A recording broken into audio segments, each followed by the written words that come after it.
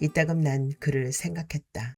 늦가을 덕수궁 앞을 지나거나 바바리 코트를 입은 잘생긴 남자를 보면, 그리고 누군가 첫사랑에 대해 물었을 때, 그때 19살 때 첫 키스에 실패하지 않았다면 내 첫사랑은 완성되었을까 하고.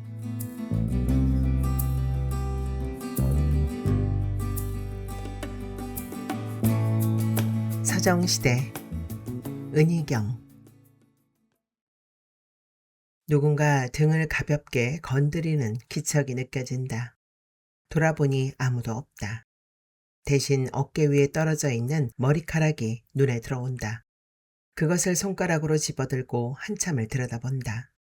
나이가 들어가니 두피의 장력이 약해지는 것은 당연하다. 그까진 머리카락 한 올 떨구는 일까지 일일이 느끼면서 사는 내가 과민한 것뿐이다. 난 머리카락을 쓰레기통에 버리고 나의 과민함에 대해 조금 더 골똘히 생각해 본다. 과민함과 자의식, 자의식과 긴장, 긴장과 소심함, 진지함. 정작 머리카락이 유난히 많이 빠지는 데에는 아무런 주의도 기울이지 않았다는 뜻이다. 내 머릿속은 언제나 수많은 분석으로 터질 듯이 복잡하지만 실제로 인생에 효용이 되는 것은 별로 없었다. 내가 원형 탈모에 걸렸다는 것은 며칠 안가 드러난다. 거울 앞에서 머리를 빗던 나는 정수리께의 한 부분이 아무리 빗어도 검은색으로 덮여지지 않는다는 것을 깨닫는다. 그래도 별 생각 없이 습관적으로 빗질만 계속하고 있다. 한참 후에야 난 500원짜리 동전만한 그 빈터가 바로 머리카락이 몽땅 빠져버려 드러난 밋밋한 두피임을 안다. 얼굴을 바짝 거울 앞으로 들이민다. 두 팔을 쳐들어 머릿속을 이리저리 헤집어 보는 내 손길은 몹시 다급하다. 원 세상에 내 머릿속에 땜통이라니. 난 울상을 짓고 허겁지겁 K에게 전화를 한다. 머리 한복판에 땜통이 생겼는데 원형 탈모인가 봐. K의 대답은 미리 준비라도 하고 있었던 것처럼 거침없이 나온다. 뭐 그럼 곧 대머리 되겠네. 거 비 맞으면 딱딱 소리 나서 안 좋을 텐데. 박 부장 알지? 박 부장이 그러는데 자기 대머리 위에 빗방울 떨어지면 말이야. 그 소리가 군대 벙커 위에 떨어지던 시끄러운 빗소리는 될 바가 아니라더라. 참, 너 밥 먹었냐? 대답하는 내 목소린 풀이 죽어 있다. 왜? 회사 옆에 쭈꾸미 잘하는 집이 생겼는데 초고추장 맛이 죽여줘. 근데 나와서 점심이나 사라. 그가 나를 위로하는 방식은 언제나 이렇게 방만하다. 그러나 고지식한 난 그런 냉정하고 뻔뻔스러운 위로를 쉽게 받아들일 수가 없다. 뭐야 지금. 난 심각해서 죽겠는데 말 몇 마디 해주고 결국 점심 한 끼 해결하자는 거였어? 인간이 어떻게 그러냐? 야, 인간이니까 그런 거지. 인간이 뭐 대단한 건 줄 알아? 오디세우스도 사랑하는 부하들이 다 죽었는데도 밥부터 먹었고 배가 부르니까 그제야 눈물이 나왔다잖아. 내가 늘 작은 일에 상처를 받는 것이 예민함보다는 진지함 탓임을 잘 알고 있는 그는 한마디 더 덧붙인다. 너도 이제 인생에 대해 서정적 태도를 버릴 나이가 안 됐던가? 나의 진지함은 기억력이 허락하는 한도인 6살 때부터 시작된다. 어느 날 아침 눈을 뜨자 난 나 자신이 인격자로 인정받고 있음을 알았던 것이다. 바로 전날까지 코올리게 어린애였던 난 그날도 전날의 연속인 줄로만 알고 식구들이 아침밥상을 물린 뒤까지도 철없이 자고 있었다. 그러나 전날과 달리 부모님은 나를 깨우거나 꾸중을 하지 않았다. 아무개는 아직도 자나? 놔두세요. 내년이면 학교 갈 애인데 지가 다 알아서 할 거예요. 라는 대화로 나의 각성을 촉구할 뿐이었다. 그 상황에서 차마 눈을 번쩍 뜨지는 못했지만 난 큰 충격을 받았다. 아, 어른이란 이렇게 갑자기 되는 거구나. 그때부터 세수하면서 목을 안 씻었다고 도로 우물가로 쫓아내고 밥도 흘리면서 먹는다고 야단치는 일도 없어졌다. 말끝마다 "참, 너도 이제 어른이지." 하면서 철없어도 되는 어린애로서의 권능을 완전히 박탈했다. 그것이 교육학자들이 책임 이론이라는 용어로 정리한 바 있는 아이들을 일찍 철들게 하기 위한 어른들의 획책임을 알 리 없는 나는 죄의식에 빠졌다. 내가 생각하기로 난 아직 어린애에 불과했다. 그런데도 나를 과분하게 평가하고 믿어주시는 순진한 부모님들. 당시로서는 배운 게 별로 없는 나는 고지식했다. 그래서 부모님을 실망시키지 않기 위해 다소 부족하나마 어른 행세를 할 수밖에 없다고 판단했다. 난 어른스럽게 생각하고 말하고 삶이 별것 아님을 이해하는 데에 안간힘을 바쳐야 했다. 입학 정령에서 한 살이 모자란 데다 생일도 10월 말인 나는 정식으로 초등학교에 입학하지 못했다. 아버지가 손을 써서 며칠 뒤 운동장을 가로지르는 아이들의 대호에 헐떡거리며 끼어들어 같이 뛰면서 학교 생활을 시작했다. 그때부터 난 언제나 친구들보다 한 살이 어렸다. 박사과정 시험에 응시했을 때는 비록 떨어졌지만 장학에도 겨우 24살이었다. 난 내가 조숙하다는 것을 한 번도 의심해 본 적이 없을 뿐 아니라 내 인생의 비밀 중의 비밀인 그 사실을 누구한테나 은근히 털어놓았다. 진지한 조숙 속에 지금 내 머리통 한가운데 박혀있는 원형 탈모의 땜통처럼 속이 내다 보이고 우스꽝스러운 빈터가 있음을 알 턱이 없었다. 아버진 달변과 과묵과 독서를 3분의 1씩 나누어 가진 분이었다. 말썽쟁이 소년 시절 전기 실험을 하겠다고 전봇대에 올라가 전선을 끊는 바람에 온 읍내를 암흑천지로 만들었다는 아버지는 사업을 하는 데에도 그 아이디어와 개척 정신을 살려서 2층 건물에 초과 지붕을 얻는다든지 하는 신선한 발상 및 근성으로 변변한 자본 없이 토건회사를 일으킨 청년 사업가였다. 읍내에 아스팔트 포장을 하고 경찰서와 군청을 짓는 건설의 역군으로서 감사패를 받는 모습이 종종 지방신문과 군청 게시판에 실리곤 했다. 늘 바빴지만 아버지는 나와 동생에게는 언제나 자상하고 멋진 아버지로 인식되고 싶어 했다. 특히 내게는 전혀 야단을 치는 일이 없었다. 그리고 늘 "우리 아무개는 아빠의 자존심이다. 인간은 자존심으로 산다. 벼는 익을수록 고개를 숙인다. 넌 고개 숙이는 벼가 되어라." 등 소중한 인생의 금원을 곁들인 인격적 대화로서 나를 감복시키는 것이었다. 내가 9살 되던 해에 아버진 변두리에 싼 땅을 사서 2층 양옥집을 지었다.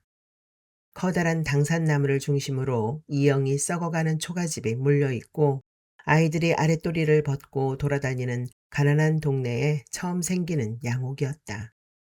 모름지기 아이들은 뜨는 해를 바라보며 자라야 한다는 아버지의 소신에 따라 우리 방의 창을 남향으로 냈고 입식 부엌과 지하실까지 만들었다. 마당에는 장미꽃 70그루를 심고 2층에는 널찍한 서재와 가족 휴게실을 만들 계획이라고 했다. 동네 아이들은 우리가 부자라고 생각했다.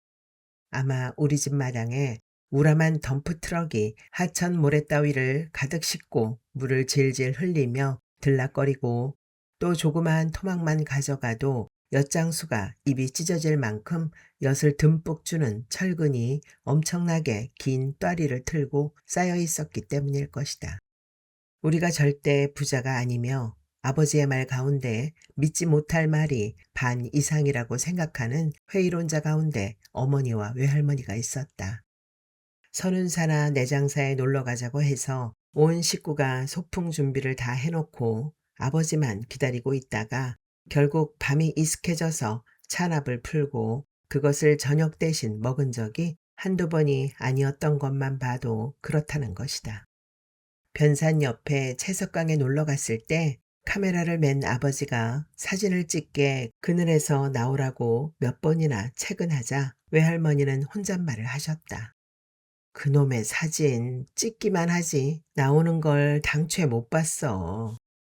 그 말을 듣고 난 아버지가 바쁘다는 것을 제대로 이해할 만한 어른은 세상에 나뿐이라고 생각했다. 우리가 그 집을 떠나는 5년 후까지 결국 집은 제대로 꼴을 갖추지 못했다. 겉으로 봐서는 2층 양옥이었지만 1층에 방 3개와 마루와 부엌만 내장이 되어 있을 뿐 나머지는 그냥 골조와 베니어 판이었다. 난 그 모든 것을 이해했다. 아버지 사업이 실패했기 때문에 이해 못할 게 없지 않은가. 인생이 어디 다 계획대로 되는 것인가.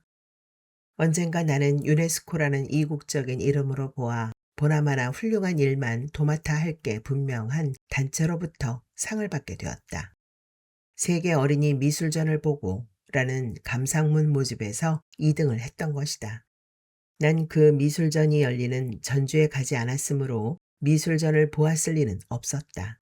그 미술전에 팸플릿을 보았다는 미술반 선생님의 막연한 설명만 듣고 지은 감상문이었다. 선생님은 나를 크게 칭찬했다. 보지도 않은 미술전을 보았다고 거짓말을 하게 하고 그 거짓말로 상을 받게 되었는데 정직하지 않다고 꾸중하기는커녕 학교의 명예를 드높였다고 칭찬을 하는 어른들에게 난 전혀 실망하지 않았다.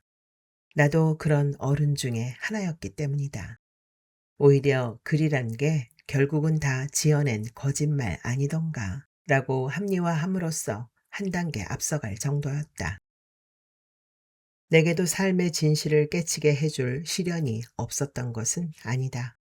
사업이 커지면서 바빠진 부모님 대신 내게 맹목적인 가족애를 가르쳐준 외할머니가 병으로 죽어갈 때, 고자질에 상처를 입은 남동생이 가출했을 때, 아니면 구둣발로 안방까지 들어온 남자들이 장롱과 텔레비전에 빨간 도장이 찍힌 딱지를 붙이고 가던 날.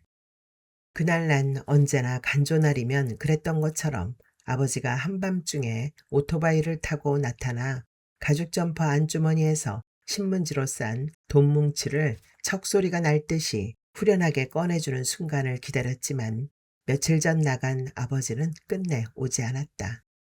트럭에 짐을 싣고 야반도주하듯 고향을 떠난 뒤 낯선 도시에서 아버지는 외지에 나가고 어머니는 알아누웠던 그 시절 난 15살이었다.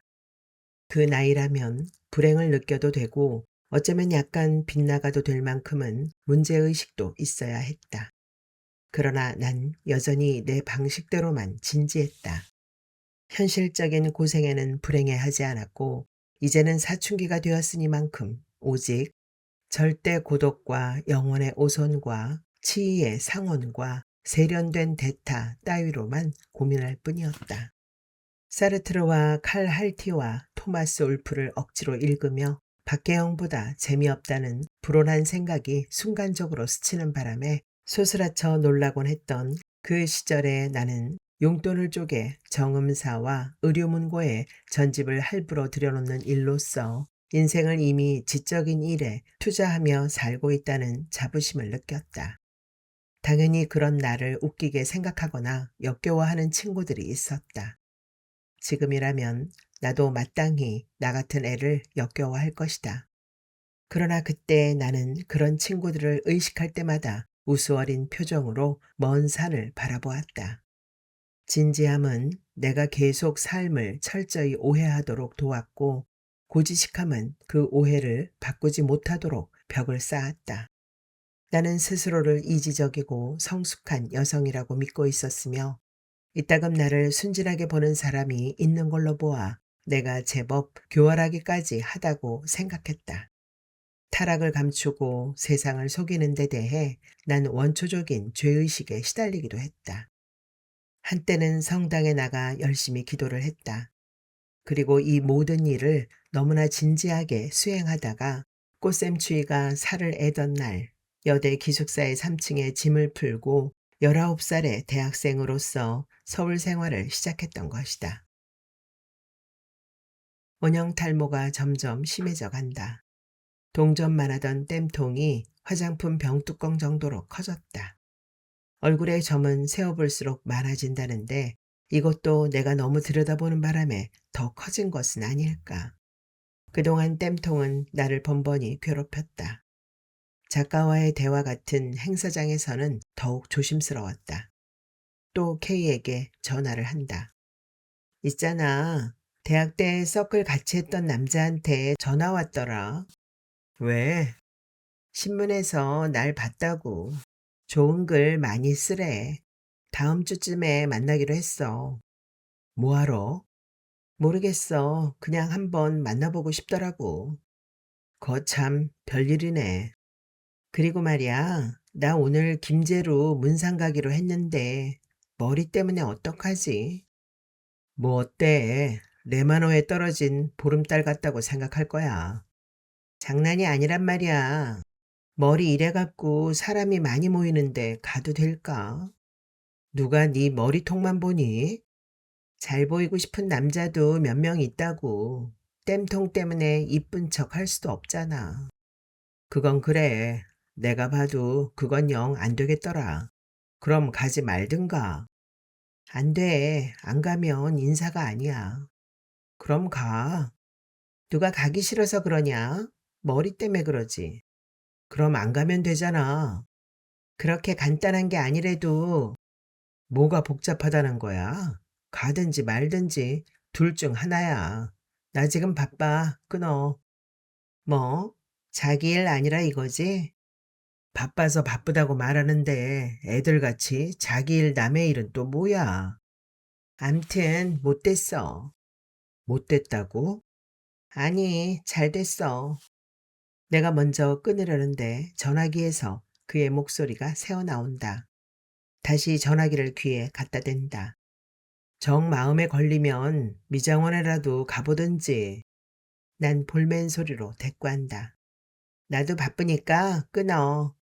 이곳이 바로 미장원이란 말은 하지 않는다. 문상 떠날 대절버스가 기다리고 있는 대학로. 내가 다가가자 버스 앞에 서 있던 몇 사람이 아른 척을 한다. 다행히 머리에 대해서는 주의를 기울이지 않는 눈치다. 버스에 올라탄 난 정수리 왼쪽에 있는 땜통을 조금이라도 덜 보이려고 왼쪽 창가 자리에 자리를 잡는다. 누구의 눈에도 띄지 않았으면 싶다. 그러나 눈치 빠르고 자상한 A가 나를 자기 자리로 부른다. 어디 머리 좀 봐요. 우리 마누라도 전에 이랬는데 곧 낫더라고. 옆자리에 앉은 B에게 난 땜통 얘기를 꺼낸다. 숨기지 못할 바에야 조금 더 뻔뻔스럽게 나가는 편이 나을 것 같다. B는 이마를 찡그리며 걱정되겠어요. 아프진 않아요? 하고 말해준다. 난 말한다. 낫겠죠 뭐. 버스가 상가에 도착한 것은 이미 날이 어두워진 뒤다. 빈소에 절을 하고 저녁상을 겸한 술상 앞에 앉았을 때 난 단단히 긴장한다. 술자리에 의기투합을 경계하자 난 하나뿐인 여자 동료인 B 옆에 바짝 붙어 앉으며 입속으로 연습한다. 저요, 술 별로 못 마셔요. 저요, 이 잔 그냥 받아만 둘게요. 그런데 저쪽 자리에서 누군가가 건너오더니 내게 술을 권한다. 나 전주 사는 아무개요. 어머, 안녕하세요. 저도 전주에서 고등학교 나왔어요. 난 동창회에도 한 번 나가지 않는 고등학교를 들먹인다. 고향이나 출신 학교로 편가르는 것을 좋아하지 않는 나이지만 상냥함은 진지함의 한 변형인 것이다. 난 고등학교 52회인데. 그러세요? 전 그 여고 48회예요. 그것이 그 밤의 시작이었다. 선배가 권하는데 술을 안 마시겠다고 중불나게 구는 것은 여간 송구스러운 일이 아니다. 더구나 나한테 내숭이 있다고 볼까봐 두려워진다. 초등학교 2학년 때 담임 선생님은 내 통지표에 이렇게 썼다. 온순하고 극히 여성적이며 8살 때 난 극히 여성적이었던 것이다. 난 술잔을 거절하지 않고 받기 시작한다. 누군가 인생이나 문학 혹 사랑에 대해 말할 때마다 끼어들어 한마디씩 거들고 논평을 하기 시작한다. 내게 오는 술잔은 자꾸 많아진다. 술이 들어갈수록 난 사람들이 참 친절하다고 생각한다.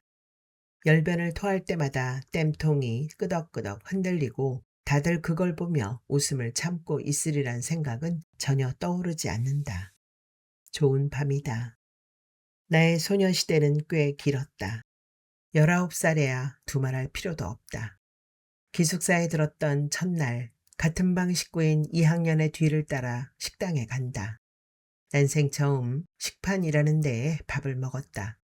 이곳에서는 모든 게 다르구나. 이제 난 혼자서 새로운 생활을 배워나가야 한다. 난 낯선 생활에 대한 불안과 다짐을 사귀기 위해 숨을 크게 들이쉬었다. 그때 2학년의 친구 하나가 식판을 들고 옆에 와 앉더니 나를 보고 쿡 웃었다. 너거방 1학년이가? 착하게 생겼지? 그래, 1학년이라고 얼굴에 썩어 다니네. 하더니 자기들끼리 귀옛말을 하고는 다시 킥킥거린다. 방으로 돌아와서 2학년이 말했다. 네 그 알라 같은 머리핀 좀 뺄 수 없나? 인자 막 가가 1학년들 미팅 주선할라 하는데 네 보고 중학생 같다고 끼줄 건지 말 건지 갈등 생긴다 안 하나. 난 얼굴을 붉히며 핀을 뺐다. 촌티를 벗으려면 파마부터 하라는 둥, 파트너에게 쫄리지 않고 소치지 않으려면 반드시 굽이 높은 구두를 신어야 한다는 둥, 미팅 때의 옷차림에 대해 한참 동안 충고를 늘어놓고 2학년이 방에서 나간 뒤 거울 앞에서 다시 핀을 꽂아보았는데 아무리 봐도 핀을 꽂는 편이 깜찍해 보였다. 드디어 미팅을 하는 날 숙다방에 계단을 올라가며 얼른 주머니에서 핀을 꺼내 머리 양쪽에 꽂았음은 물론이다. 내 파트너는 검은 남방 셔츠 단추를 두어 개 풀고 구석자리에 비스듬히 앉아 담배를 피우고 있던 서울 남학생이었다. 흰 얼굴과 시니컬한 말투, 반항적인 표정. 고2 때 휴학을 하고 보컬 그룹을 만든 적도 있다는 그가 종로통에서 재수를 할 때도 수업 팽개치고 파고다 아케이트에 가서 악기 구경을 하는 것이 더 좋았다고 말할 때 난 기껏 2살 많은 그에게서 엄청난 인생의 방황과 깊이를 느꼈다. 그가 말했다. 어제는 말이에요. 학교 잔디밭에 누워있다가 강의에 안 들어갔어요. 왜요? 하늘이 너무 파랗더라고요. 난 침을 꼴깍 삼켰다. 그동안 내가 대학 생활에서 발견한 문제점이라고는 학교에 오면 뭘 어떻게 하라고 일일이 가르쳐주는 사람이 없다는 것 정도였다. 왜 조회와 종례가 없는 것인지 불편했다. 그러니 대학 강의를 시시하게 여기는 사람을 멋있게 보지 않을 수 없었다. 난 그가 고등학교 때 여자친구와 헤어진 이야기를 각별한 이해심을 갖고 들어주었다. 그에게 걸맞은 여성으로서의 성숙함과 지적 깊이를 보여주려고 얼마나 애썼는지 모른다. 애프터를 신청하지 않을까 내심 조마조마했던 난 그가 내일 전화해도 돼요? 하고 묻자 이 말을 약간 찡그리며 뭐 그러세요 라고 시큰둥하게 말하고는 탁자 밑에서 떨리는 2손을 힘껏 맞잡았다. 그가 자기 전화번호를 적어 건네줄 때는 먼저 땀이 밴 손바닥을 청바지에 문질러야 했다. 애프터는 일주일 뒤였다. 모자가 달린 토끼 무늬의 스웨터를 입고 난 또 머리핀으로 모양을 냈다. 그는 30분이나 늦게 왔다. 그는 미안해하며 미팅을 하느라고 늦었는데 억지로 한 미팅이라고 해명을 했다. 이해심이 많은 내가 미팅을 한 것은 아무렇지도 않다. 나와 미팅을 한 느낌이 좋아서 미팅을 또 한 게 아니겠느냐. 그러니 또 미팅을 한 것은 나를 좋아한다는 뜻이다. 라고 말해주자 그는 너털 웃음을 터뜨렸다. 그를 만족시켰다는 사실이 대견해서 나도 따라 웃었다. 나의 안타까움은 그가 너무 어둡다는 데 있었다. 걸핏하면 휴학하겠다고 말하는가 하면 자기는 변두리 술집에서 드럼을 두드리다 마감했어야 할 인생이라고 자조적으로 말하곤 했다. 얼굴도 점점 더 창백해지는 것 같았다. 매일 밤 헤드폰을 끼고 듣는다는 딥퍼플의 솔저 오브 포춘을 빼고도 그가 좋아하는 음악은 죄다 음산하고 우울한 곡이었다. 그를 보고 있으면 이따금 한숨이 나왔다. 왜 나를 통해서 인생의 기쁨을 찾으려 하지 않는지, 스스로 구원의 여성으로서의 태세를 완전히 갖추었다고 생각하는 난 그것이 안타까울 따름이었다. 기숙사 생활이 즐거운 이유 중 하나는 365일 내내 도마에 올리고도 남을 만큼 사람이 많다는 점이다. 1학년 중에는 누가 제일 예쁘다. 2학년 중에는 누구다. 근데 누구는 청강생으로 들어왔고 누구는 남자 관계가 복잡하다. 바르다 주는 남자가 늘 바뀐다. 등등 세련되고 머리 나쁘고 끼 많다고 꼽히는 1학년 중에 혜란이란 애가 있었다. 혜란은 나를 기숙사에 바르다 주고 돌아가는 그를 본 다음부터 내 파트너가 멋있는 걸로 보아 친구도 괜찮겠더라며 소개팅을 주선하면 응할 용의가 있다고 말하곤 했다. 난 그를 위한 기분 전환이 될지도 모른다 싶어서 그 일을 적극 추천했다. 더블 데이트를 하기로 한 날 혜라는 달랑거리는 귀걸이를 달고 목이 패인 티셔츠에 스카프를 맸으며 펄 시스터즈 같은 판탈롱 바지를 입었다. 팔에는 청카바까지 걸쳤다. 난 약간 불안해져서 블라우스에 달린 분홍색 리본을 몇 번이나 바로잡았지만 혜란이 같이 경박한 애에게 주눅들 것은 없다고 생각했다. 우리 두 쌍은 지지배배라는 경양식집의 붉은 등 아래 마주 앉았다. 웨이터가 오자 난 언제나처럼 주스를 주문했다. 그러나 혜란은 노블 와인을 시켰다. 혜란이는 계속 노숙하게 굴었다. 화제도 주로 남녀의 사랑에 관한 이야기로 이끌어갔고 간간히 콧소리와 웃음을 섞을 줄도 알았다. 남자 둘의 시선은 혜란이에게만 쏠렸다. 나를 상대해주는 것은 그들 셋이 함께 건배를 하면서 형식적으로 내 주스잔을 건드릴 때뿐이었다. 혜란이의 제안으로 조금 후에는 팔씨름이 시작되었고 혜란은 제 파트너의 손목을 살짝 잡더니 아야 하면서 어김없이 싱겁게 져버렸다. 반면 난 얼굴까지 뻘개져 가며 있는 힘을 다해 아슬아슬한 접전을 벌였는데 파트너가 슬며시 힘을 빼주어서 결국 그의 손등을 바닥에 메꽂기에 이르렀다. 모두들 웃음을 참는 눈치여서 난 여간 억울한 게 아니었다. 그때부터 난 등받이에 기댄 채 아무 말도 하지 않았다. 그러자 그가 나를 흘끗 쳐다보며 말했다. 왜 재미없어요? 그럼 우리 성냥개비 수수께끼 해볼래요? 그럼 그렇지.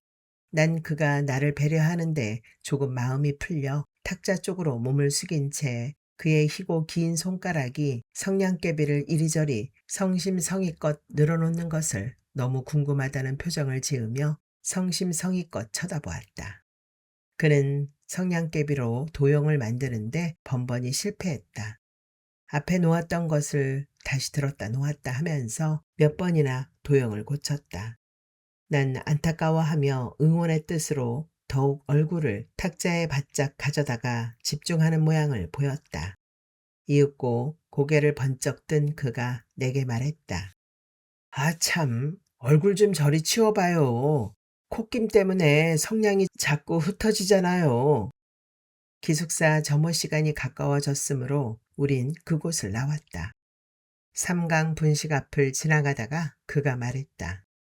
이대로 들어가면 저녁 굶을 텐데 뭘 좀 먹고 가죠.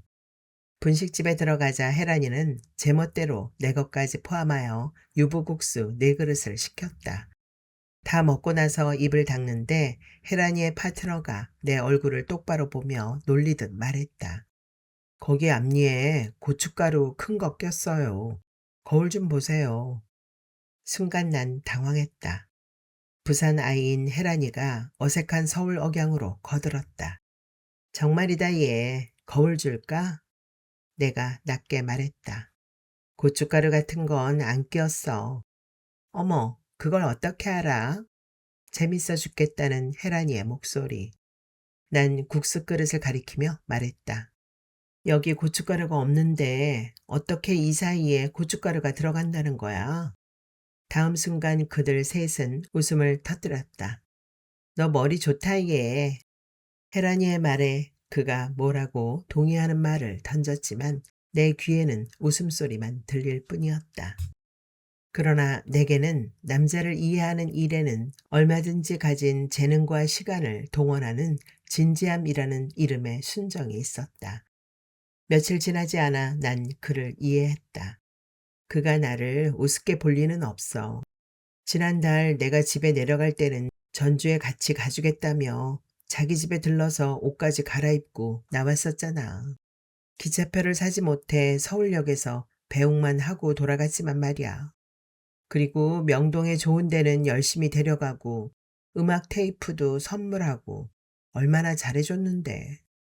아마 곧 연락할 거야. 한 달쯤 지난 뒤까지도 난 그의 전화를 기다렸다. 신입생들은 문무대 들어가느라고 머리를 다 깎았다는데 아마 그런 모습을 내게 보이기 싫어서 연락 안 하는 걸 거야. 머리가 좀 길면 전화하겠지.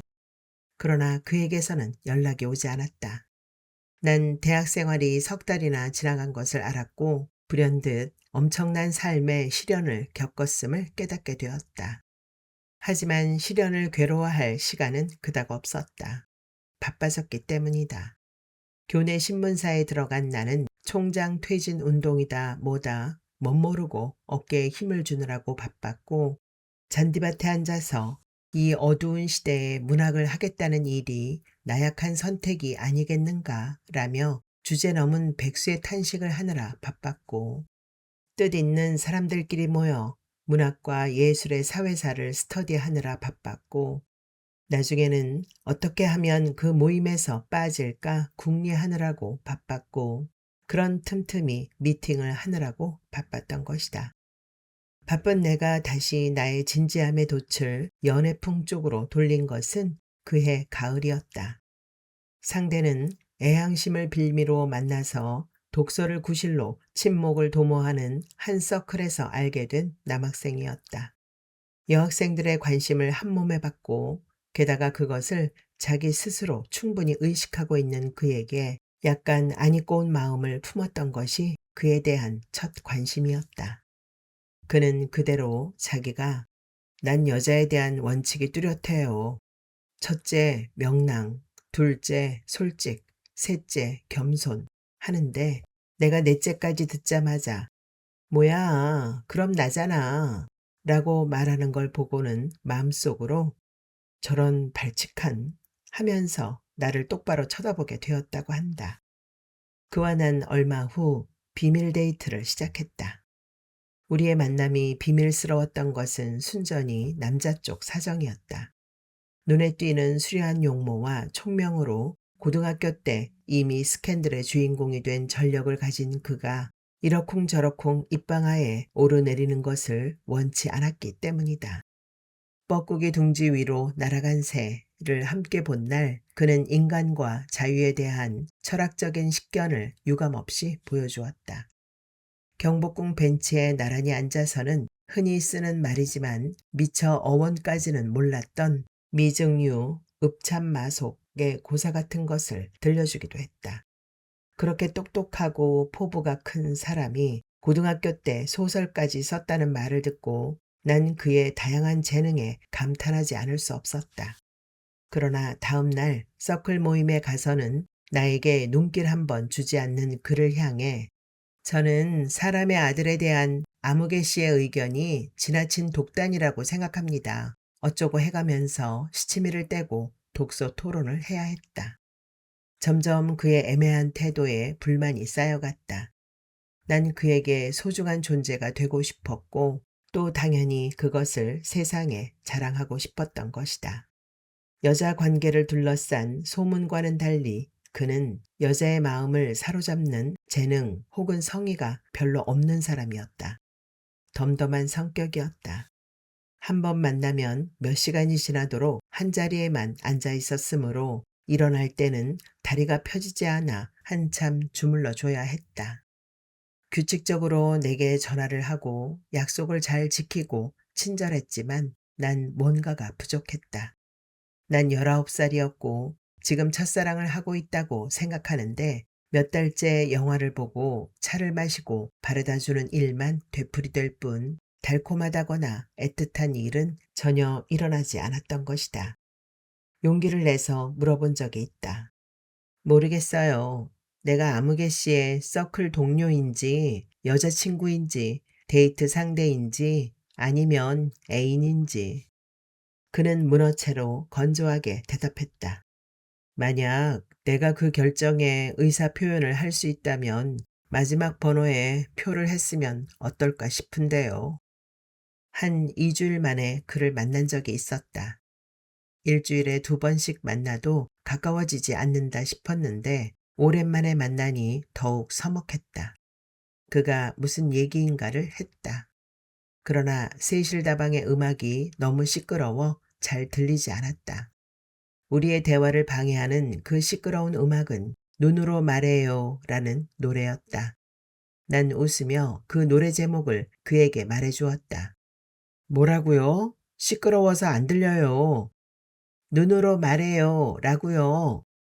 네? 이 노래 말이에요. 권태수의 눈으로 말해요 라고요. 무슨 말 하는 거예요? 내 말 안 들려요? 안 들리는데요. 짧은 침묵이 흐른 뒤 내가 다시 입을 열었다. 그동안 어떻게 지냈어요? 그는 대꾸하지 않았다. 젠장, 되게 시끄럽네. 라고 혼잣말을 하더니 짜증을 참는 얼굴로 찻잔만 노려보았다. 우린 둘 다 입을 다물었다. 조금 후에 자리에서 일어났다. 거리로 나와서도 그는 말이 없었다. 그의 예민함에 나도 약간 피로를 느꼈다. 숲새라는 경양식집에서 돈가스를 다 먹는 동안에도 그는 별로 말이 없었다. 웨이터가 접시를 치우자 담배를 피워물며 그가 무겁게 입을 뗐다. 그동안 고마웠어요. 그는 서로에게 인연이 있다면 만난 것이 우연이듯이 또 언젠가는 우연히 만나게 될 것이다 라고 말했다. 그 말이 멋있었기 때문에 난 그를 이해했다. 그리고 돌이킬 수 없는 일에 미련을 갖지 않는 대범한 모습을 보여주기 위해서 더욱 명랑하게 떠들고 팝송의 제목을 아는 체하고 그가 기숙사까지 바래다 주는 길에 하늘을 올려다보며 별의 수를 맞춰보기까지 했다. 밤에는 룸메이트와 함께 명화극장을 보며 울었다. 약 사흘 동안 난 살기가 싫었다. 이불을 뒤집어 쓰고 더 새디스트 싱과 디 엔드 오브 더 월드만 들었다. 이따금 일어나서 창밖을 보며 중얼거리기도 했다. 왜 저 새들은 여전히 노래 부르고 있을까? 세상이 끝났다는 것을 모르는 걸까? 다행히 사흘 뒤에 그에게서 편지가 왔다. 나를 보내고 나서 포장마차에 가봤지만 취하지 않았고 강바람을 쐬도 시원찮더라는 내용이었다. 물론 우리는 다시 만났고 제법 다정한 사이가 되었다. 손도 잡았다. 기숙사 앞 공원에서였다. 그날 내 19살의 일기를 그대로 옮기면 다음과 같다. 어두운 허공에 기댄 그의 얼굴은 조금 허전했다. 그가 담배를 피워 물었다. 남자가 성냥을 그어 담배에 불을 붙이는 모습은 언제나 보기 좋다. 더구나 두 손을 모아 얼굴 가까이 붉은 빛을 줄 때면 난 꼭 그 사람이 이 지상에서 가장 아름다운 생각을 하고 있을 거라는 착각을 하곤 한다.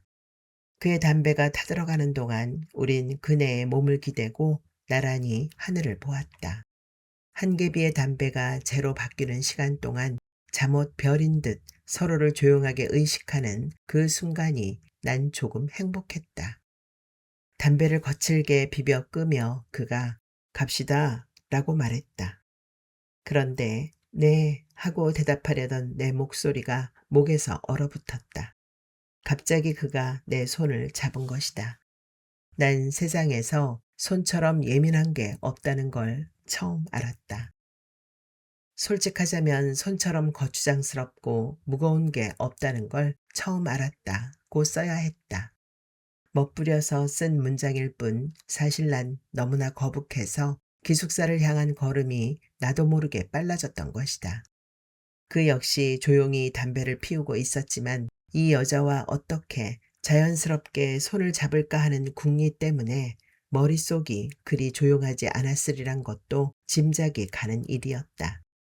겨울이 되면서 우린 자주 만났지만 고작 손을 잡았다는 것을 빼고는 맨 처음 만났을 때보다 그다지 진전된 점이 없었다. 이런 식이었다. 그가 전화를 한다. 내일 좀 볼 수 있을까요?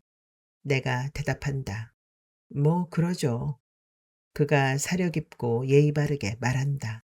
아니 뭘 무리해서 그러지는 말고요. 난 웃으며 무리 안 해요 라고 대답하고 그러면 그는 알았어요. 다시 전화할게요 라고 끊는다. 난 끊어진 전화통에 대고 소리친다. 네 참. 좋아하는 사람을 안 만나는 게 무리면 무리지. 만나는 게 어떻게 무리가 되냔 말이다. 눈이 많이 오는 날 우린 서울역 앞을 걷고 있었다. 길이 미끄러워서 난 몇 번이나 넘어질 뻔했다. 20분쯤 그렇게 사투를 벌였더니 도저히 못 보겠던지 겨우 그가 이렇게 한마디 했다. 괜찮다면 내 팔을 잡아도 좋습니다. 어찌됐든 팔을 끼는 바람에 부쩍 가깝게 느껴서인지 그날 그는 백화점에서 내게 장갑을 사주었다. 물론 난 그 겨울이 다 가도록 털실로 된 그 손가락 장갑을 죽자 살자 끼고 다녔다. 우린 언제나 랑자에 불이 꺼져 있는 명랑여관 앞을 지나고 붉은 십자가가 2개 있는 복자교회 앞길로 해서 3, 40분씩 걷곤 했다. 아는 사람을 만날까봐 떨어져 걸었지만 좀 어두운 곳에서는 팔짱을 끼는 일도 있었다. 서로 말을 놓기로 하고서는 10분이 넘도록 심하게 싸운 사람처럼 한마디 않고 터벅터벅 걷기도 했다. 그 겨울 어쩌면 우린 더욱 가까워질 수도 있었다.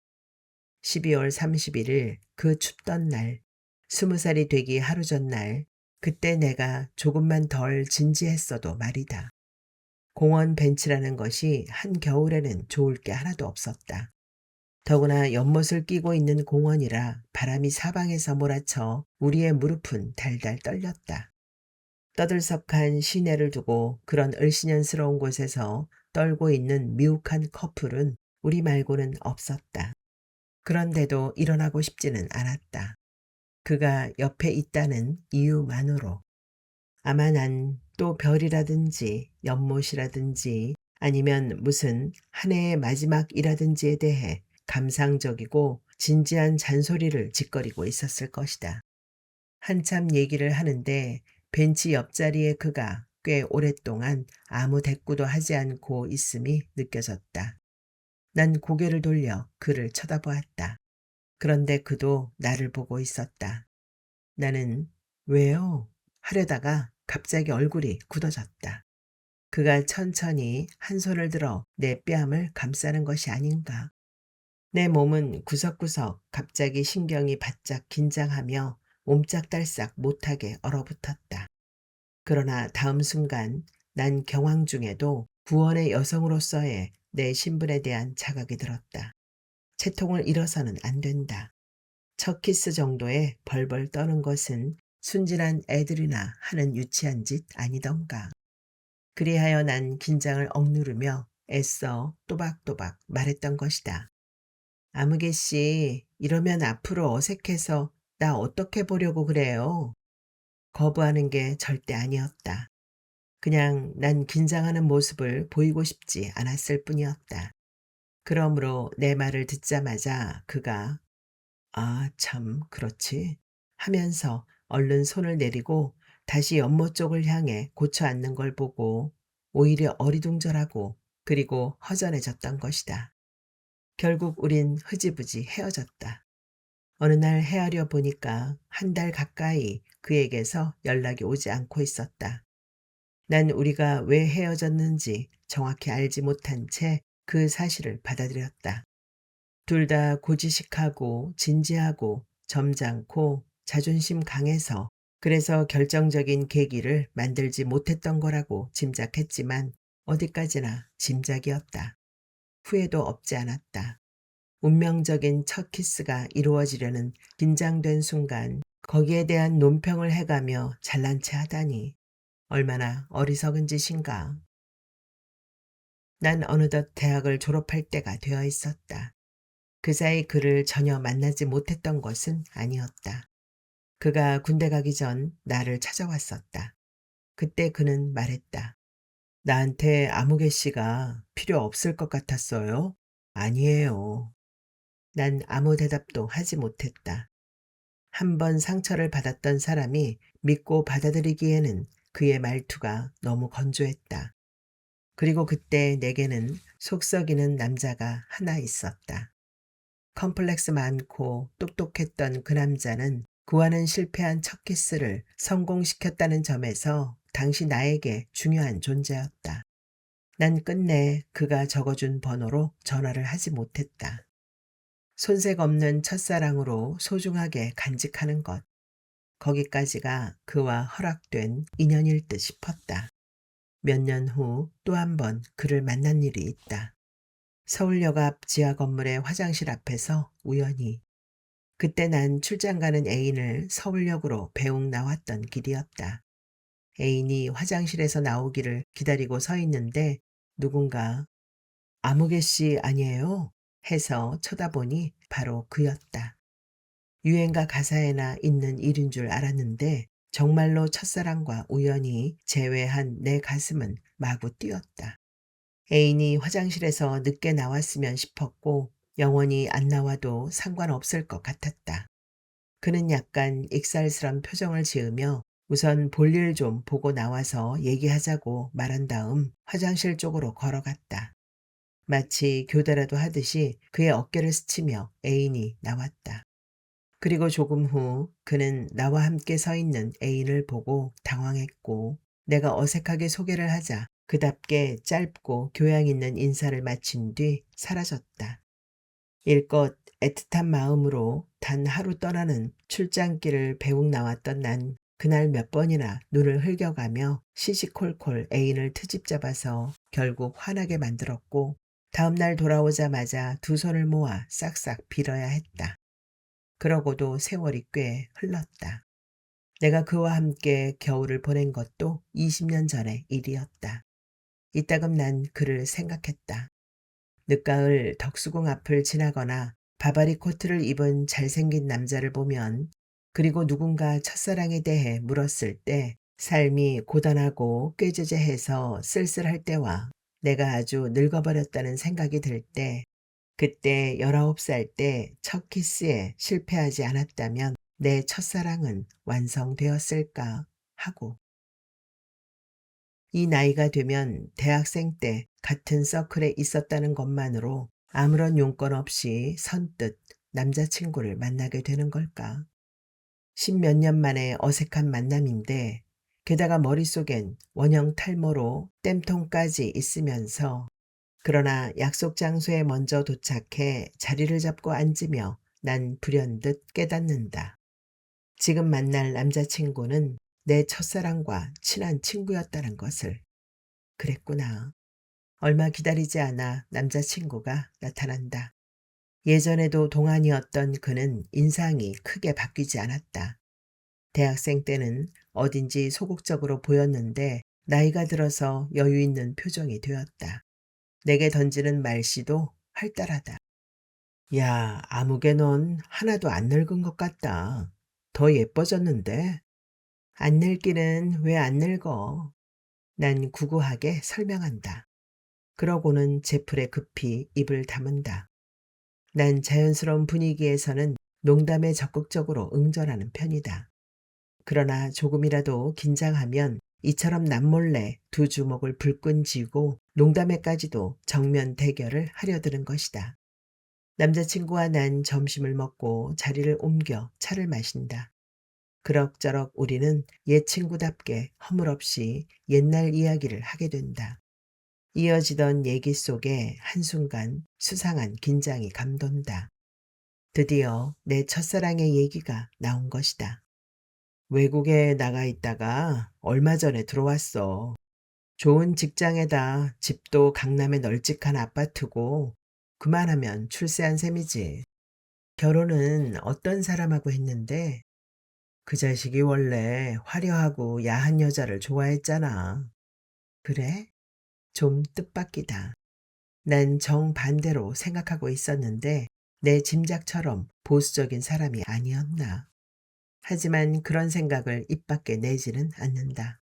아무튼 걔는 목표를 세워놓고 사는 놈이니까 결혼도 제 인생 설계에 들어맞는 여자하고 했지. 똑똑하고 미인이야. 돈도 잘 벌고. 그랬었구나. 난 고개까지 끄덕인다. 그리고는 조금 망설이다가 솔직하게 말해본다. 나하고 좀 친했다는 거 알고 있었어? 그가 씩 웃는다.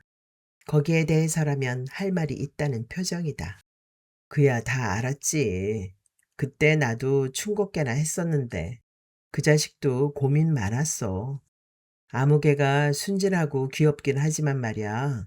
걔 계획은 그게 아니었거든. 인물도 그렇고 학벌 집안도 그저 그렇고 또 의대 약대도 아닌 국문과 학생이었잖아. 한마디로 자기 인생에 별 도움은 못 주는 조건이라고. 결혼 상대는 아니라고 생각했지. 그래도 마음에 드니까 만나긴 만났지만 늘 이럴까 저럴까 하더니 나중에 그러더라. 괜히 감정 키우면 골치 아플 것 같아서 헤어졌다고. 야, 그때야 아무개가 소설가까지 될 줄 누가 알았겠어. 그때 난 첫사랑인 그를 위해서 기꺼이 구원의 여성이 되고자 했다. 그러나 그는 방황하고 상처 입은 영혼 같은 불필요한 것은 갖고 있지 않았으므로 서정적인 의미의 구원 따위도 필요 없었다. 그가 원하는 구원의 여성은 실제적으로 뭔가를 갖춘 여자였다. 19대 워낙 진지함으로 무장을 한 탓에 내게는 실현조차 먹혀들지 않았다. 대신 20년이 지난 지금에 와서 첫사랑의 남자에게 보기 좋게 차여버린 것이다. 난 20년 동안 지녀온 첫사랑의 순결을 훼손당한 사람치고 뜻밖의 담담하다. 그랬구나. 난 그것도 모르고 남자가 왜 그렇게 자신감이 없는지 참 안타까워했는데. 난 재밌다는 듯이 큰 소리로 웃는다. 속으로 생각한다. 그래, 얘기가 그렇게 되어야 맞는 거였어. 나도 삶이란 바로 이런 거라고 생각하고 있었거든. 나 별로 놀라지도 않았다고. 집에 도착하자마자 노트북을 켠다. 제목을 쳐본다. 소설 첫사랑. 그때 불현듯 기억 저편에서 솔저 오브 포춘을 좋아했던 남자가 떠오른다. 그는 어떻게 살고 있을까? 보컬 그룹을 만들긴 만들었을까? 그 대목에서 난 갑자기 이맛살을 모은다. 잠깐, 내가 혹 지금까지 첫사랑을 잘못 알고 있었던 건 아닐까? 지나가 버린 날의 일이라고 해서 의미를 바꾸지 말란 법은 없다. 첫사랑에 대한 해석을 새롭게 하면 첫사랑의 대상은 바뀔 수도 있다. 거기까지 생각하고 난 다음 난 화장실에 가기 위해 일어선다. 손을 씻고 나서 거울을 본다. 정수리께에 자리 잡은 휑한 구멍이 굳이 머리카락을 들추고 살펴볼 필요도 없이 그대로 한눈에 들어온다. 난 거울 앞으로 바짝 한 걸음 다가간다. 불빛을 받아 훤히 드러난 동그란 탈모 자리를 한참 동안 쳐다본다. 노트북 앞으로 돌아왔지만 새 소설에 대한 흥미는 이미 사라진 뒤다. 난 생각에 잠긴 채 한 글자씩 띄엄띄엄 글자를 쳐간다. 모니터 화면에 문장 몇 개가 나타난다. 인간에게는 다 약점이 있다. 누구에게나 우스꽝스러워 보이는 점은 있다. 내 탈모증의 환부처럼. 그리고 성숙하지 않고 건너뛴 내 유년처럼. K에게 전화를 건다. 지금 안 바빠? 전화 길게 해도 괜찮겠어? 상관없어. 무슨 할 얘기 있어? 아니, 별건 아니고 대학 때 알던 서클 남자친구 만나기로 했다고 했었잖아. 그랬지. 아까 만나고 왔거든.